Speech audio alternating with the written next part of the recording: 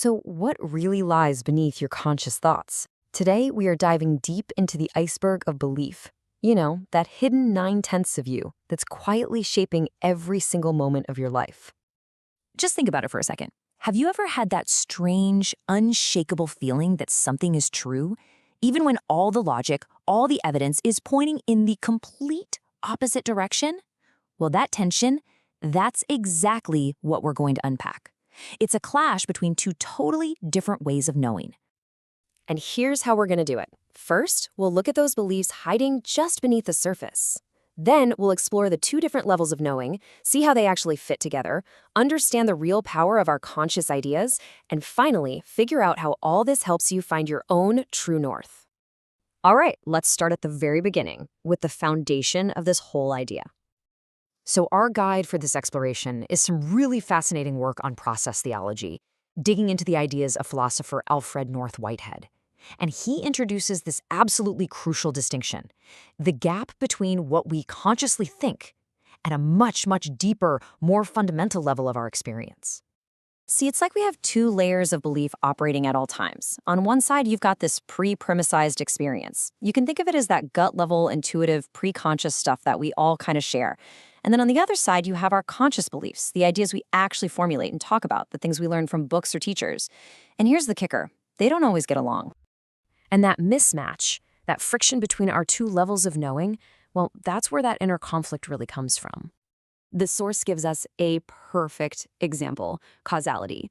So imagine a philosopher whose doctrine, whose conscious belief is that cause and effect is just an illusion. You know, that one event doesn't really cause another. They just happen one after the other. They can write brilliant books about it, win all the debates, and believe it with their whole conscious mind.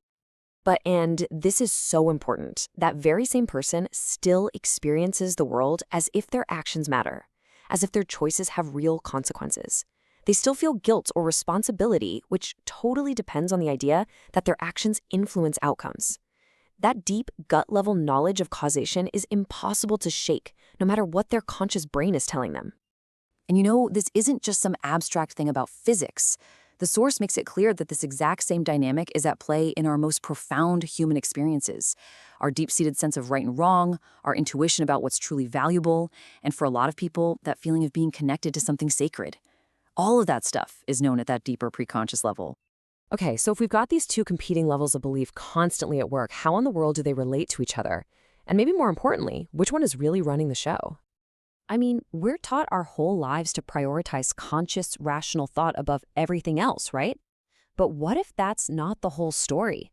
What if our gut feelings, our intuitions, what if they're actually pointing to something way more fundamental? And there it is. This idea is a total game changer. Whitehead says consciousness isn't the foundation. It doesn't come first. It's actually a result of our experience. It's this feature that emerges from a much deeper, much richer reality that's already happening. So, what actually comes first? Well, we usually have it completely backward. According to this way of thinking, it's our emotions, our sense of purpose, our gut-level valuations of what matters. All of that happens before we form a conscious judgment about it. Consciousness is just the very tip of the iceberg, poking out from this vast ocean of deeper experience. And when our conscious beliefs, the stories we tell ourselves about who we are and how the world works, when those are out of sync with that deeper reality, that's when we feel that inner conflict. The source has a great name for it, being split within ourselves. It's that feeling of unease when what you think you should believe just doesn't line up with what you feel, deep down, is true. So if our deepest beliefs are already there, just waiting under the surface, what's the point of conscious ideas, of philosophies, of doctrines? Do they even matter? Oh, they absolutely matter. Immensely. But just not in the way we usually think. See, doctrines don't create belief out of thin air. Their real power is to provide what the source calls selective emphasis. They act like a spotlight, helping us focus our attention on specific parts of our incredibly vast and complex inner experience. And Whitehead has this beautiful, powerful analogy to make it all click. Think about a tuning fork and a piano. A doctrine, an idea, is like that tuning fork. When you strike it, it can cause a string on the piano to vibrate and sing with the same note. But, and this is everything, it only works if the piano already has a string tuned to that exact note. The doctrine doesn't create the music.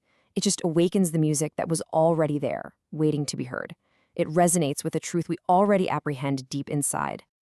So, what's the big takeaway here? How do we actually use this in our own lives? Well, it's all about aiming for a sense of wholeness and authenticity. The source calls this goal psychic wholeness, and it's not about ignoring your intellect or just blindly following your gut feelings. It's about achieving this state of harmony where your conscious beliefs are an authentic, honest reflection of your deepest, most primordial experience. It's about aligning what you think with what you truly, deeply know. So the point is this. We can start treating ideas, philosophies, and spiritual teachings not as a rigid set of rules we have to obey, but as tools. They're like tuning forks that we can use to listen more closely to ourselves, to help bring the music of our own deepest truths into our conscious awareness. Because no matter what any external authority, any book, or any doctrine says, the ultimate test of its truth for you is your own life. Does it resonate? Does it ring true in what the source calls the final court of appeal? Your own immediate lived experience? If it doesn't, well then it's probably just noise. And that leaves us with one last big question to think about. If your most fundamental beliefs are felt long before they're ever put into words, what's the real purpose of the stories you consciously tell yourself about the world and about who you are?